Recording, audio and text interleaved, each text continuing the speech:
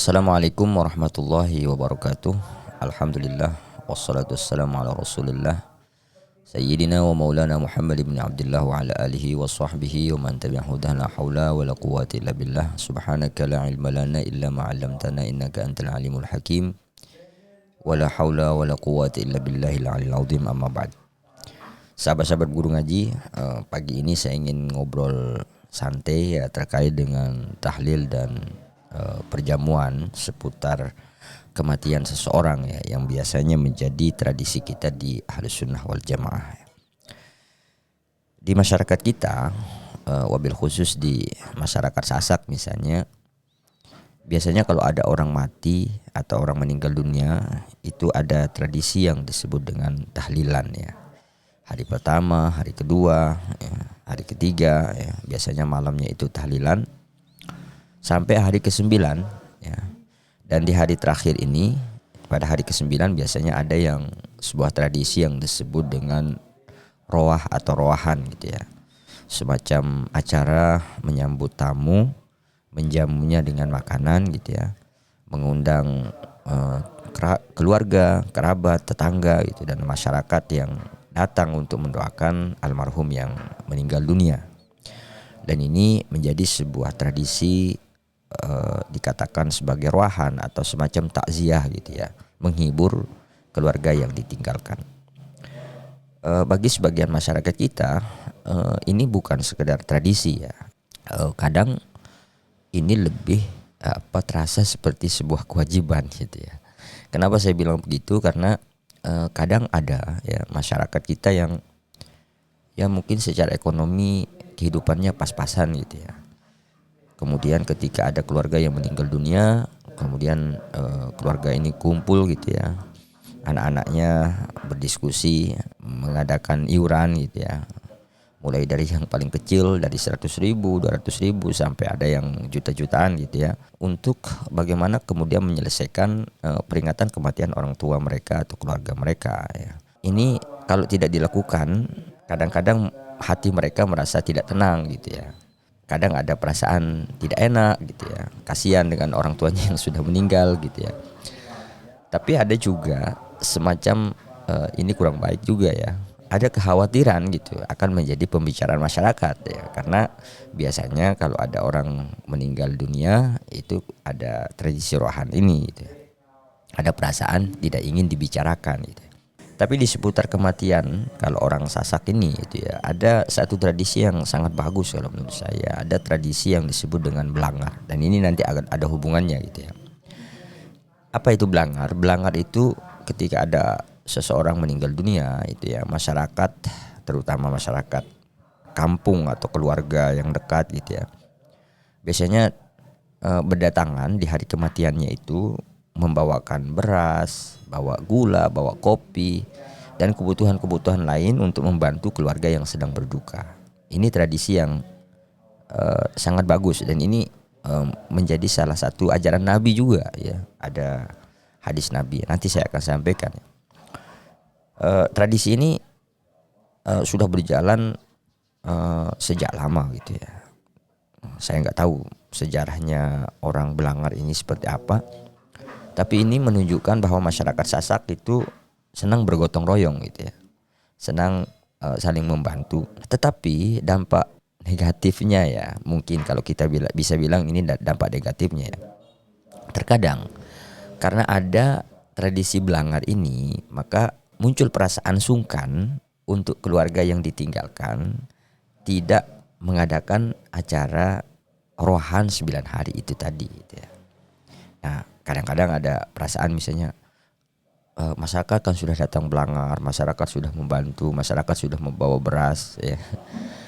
Akhirnya keluarga kadang-kadang berpikir, apa salahnya kalau kita mengadakan roahan 9 hari, kan tinggal kita adain lauk pauknya saja, kalau berasnya kan sudah cukup gitu kan.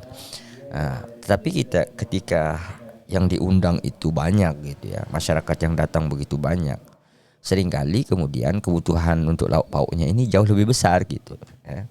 Tidak cukup hanya menyembelih satu sapi kadang-kadang kan, tidak cukup hanya misalnya menjamu membeli daging misalnya, dia harus kadang-kadang harus menyembelih sapi 2 gitu, dan itu yang membuat kebutuhan itu akhirnya menjadi membengkak ya. Dan negatifnya berikutnya itu adalah kemudian keluarga yang ditinggalkan itu seperti terpaksa gitu ya,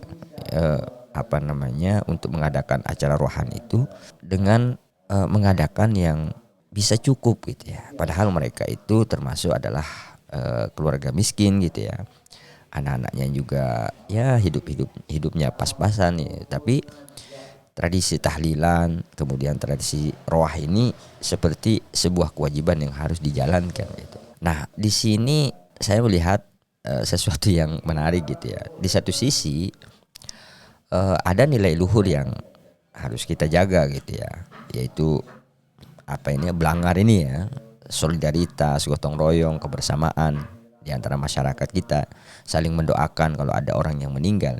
Tapi di sisi yang lain itu ada beban sosial yang tanpa kita sadari gitu ya, sebetulnya memberatkan keluarga yang berduka.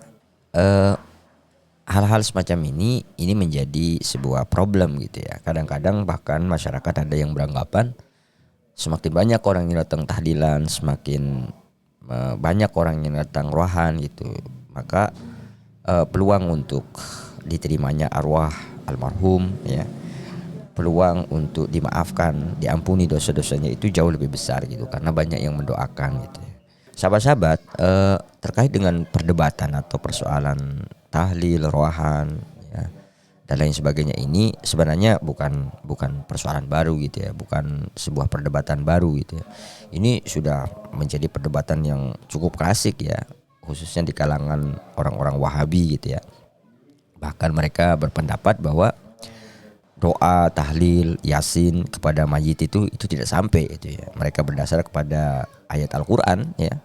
Apa katanya dalam Al-Qur'an, wa an laisa lil insani illa ma sa'a gitu ya. Dan bahwa manusia tidak memperoleh selain apa yang telah mereka usahakan, itu di surah An-Najm itu ya. Namun mayoritas ulama Ahlussunnah wal Jamaah itu pandangan kita tentu saja berbeda gitu ya. Para ulama kita menjelaskan bahwa ya doa, ya sedekah gitu ya, amal-amal soleh gitu ya, amal-amal tertentu seperti tadi itu rohan itu yang dihadiahkan pada orang yang meninggal itu dapat memberi manfaat ya. Dan ini perdebatannya cukup panjang, dalilnya juga cukup banyak, argumentasinya tidak sederhana, dan tidak mungkin saya jelaskan secara panjang di sini ya. Oleh karena itu saya tidak akan masuk ke wilayah itu ya, karena nanti nggak cukup video ini. Saya ingin bahas sedikit terkait dengan jamuan tahlilannya nih. Ada nggak dalilnya dari baginda Rasul Muhammad SAW gitu ya. Ada satu hadis baginda Nabi yang mengatakan isna'u li ali Ja'far ta'aman faqad atahum ma yashghaluhum gitu ya. Buatlah makanan untuk keluarga Ja'far. Ini kejadiannya ketika Ja'far ini mengalami musibah gitu ya. Kata Nabi, faqad atahum ma yashghaluhum, karena mereka itu sedang ditimpa kesibukan dan musibah gitu ya. Jadi yang diperintahkan oleh Nabi itu justru adalah sebaliknya sebenarnya ya, membuatkan makanan bagi keluarga yang sedang berduka gitu. Bukan keluarga yang berduka yang memberikan jamuan kepada masyarakat gitu. Artinya semangat Islam itu sebetulnya meringankan beban ya, meringankan atau membantu orang yang sedang berduka, orang yang sedang punya beban gitu.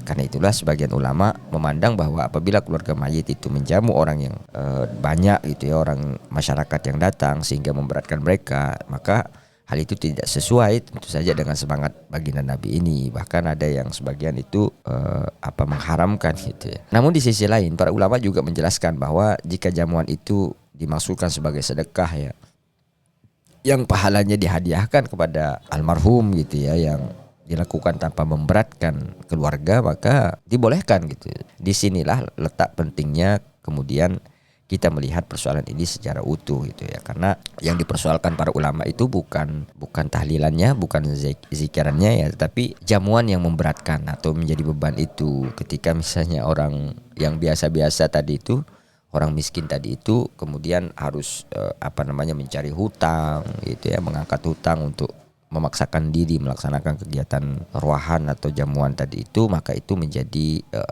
sebuah koreksi yang penting ya untuk masyarakat kita. Jangan sampai dianggap sebuah kewajiban, padahal agama itu tidak pernah mewajibkan gitu. Nah, kalau keluarganya mampu gitu, keluarganya kaya raya gitu ya, dan ingin bersedekah, ya silakan gitu. Itu sangat bagus. Wallahu a'lam bishawab. Wassalamualaikum warahmatullahi wabarakatuh.